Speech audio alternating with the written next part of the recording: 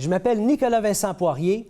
On vit présentement dans une période stressante, remplie d'incertitudes, que ce soit à cause de la guerre, de la politique, de l'économie.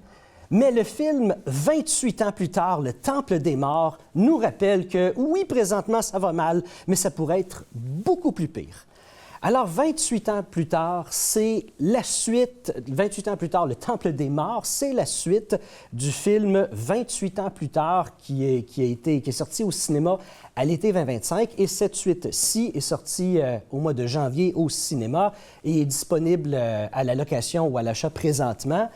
Alors, ce film-là, c'est le deuxième d'une trilogie. Le troisième est présentement en développement.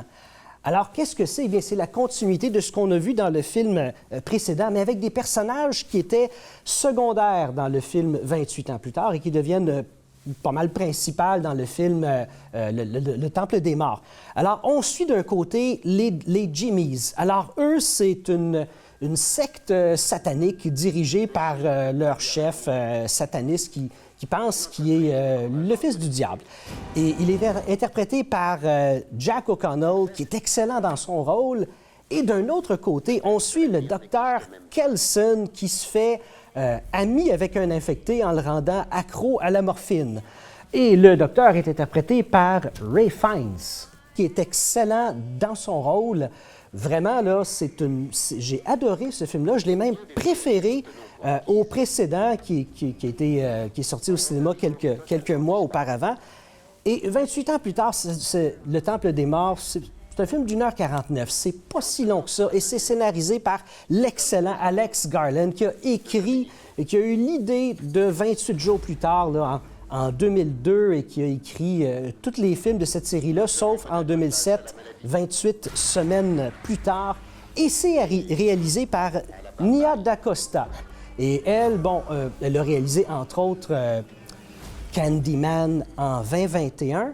Mais ce qui est particulier dans ce deuxième film-là de la trilogie, c'est que ce film-là a été tourné en même temps que 28 ans plus tard, qui est sorti quelques mois auparavant. Et pourtant, c'est deux films avec deux réalisateurs différents. Dans le 28 ans plus tard, le premier de la trilogie, eh bien, c'est Danny Boyle, le réalisateur du premier film en 2002, qui a réalisé ce film-ci. Et là, tout à coup, une autre réalisatrice. Les films étaient tournés simultanément. Et d'habitude, c'est pas ce qu'on voit dans ce genre de cas-là. Je prends Peter Jackson avec Le Seigneur des Anneaux. C'est lui le seul réalisateur. Il a tourné la trilogie en même temps. Mais là, pourquoi amener quelqu'un d'autre pendant que les comédiens sont déjà avec Danny Boyle? Et la raison est assez intéressante. C'est pour donner une nouvelle approche artistique au film, une approche différente de ce que Danny Boyle apporte. Et je trouve que c'est une excellente idée. Ce film-ci, je l'ai préféré au précédent à cause de plusieurs raisons. Entre autres, l'histoire, je la trouve beaucoup plus intéressante. On est beaucoup moins dans les clichés de zombies aussi. C'est pas des zombies techniquement, c'est un virus qui infecte, mais on est beaucoup moins là-dedans pour se concentrer sur un groupe de satanistes et un docteur. Et vraiment, moi, j'ai bien apprécié. C'est un vent de fraîcheur pour ce type de film-là. Et surtout aussi, ce qui est bon, c'est que je prends Danny Boyle. En 2002, pour le film 28 jours plus tard, il a fait quelque chose d'assez révolutionnaire à l'époque, c'est-à-dire il a tourné avec une Canon XL1, c'est-à-dire tourné avec un format numérique, un format mini-DV, je pense, là. Et à l'époque, eh bien, c'était de la pellicule, du 35 mm qu'on tournait les films avec. Donc ça, c'était très révolutionnaire.